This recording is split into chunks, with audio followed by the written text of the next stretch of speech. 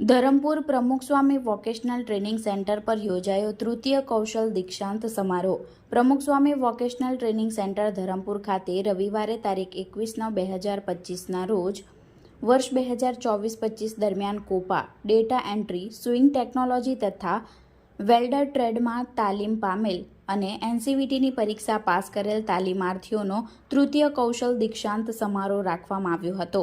આ પ્રસંગે ખાસ ગાંધીનગર અક્ષરધામ મંદિરના મહંત પરમ પૂજ્ય આનંદ સ્વરૂપ સ્વામી તથા તિથલ મંદિરના કોઠારી પૂજ્ય વિવેક સ્વરૂપ સ્વામી, પ્રમુખ સ્વામી વોકેશનલ ટ્રેનિંગ સેન્ટરના ડાયરેક્ટર માનસી વાગલધરા, આઈટીઆઈના પ્રિન્સિપાલ મનોજભાઈ માંડવિયા, સંસ્થાના કમિટીના સભ્યો વિનોદભાઈ સી મહેતા અને ઇન્દ્રવદનભાઈ તથા ધરમપુર આઈટીઆઈના retire foreman Prakashbhai H Tandel તથા મહેશભાઈ બી પટેલ અને ધરમપુર મંદિરના સ્થાનિક હરિભક્તો સોમાભાઈ વડવી, નિલેશભાઈ પટેલ તથા ધનસુખભાઈ લાડ ઉપસ્થિત રહ્યા હતા।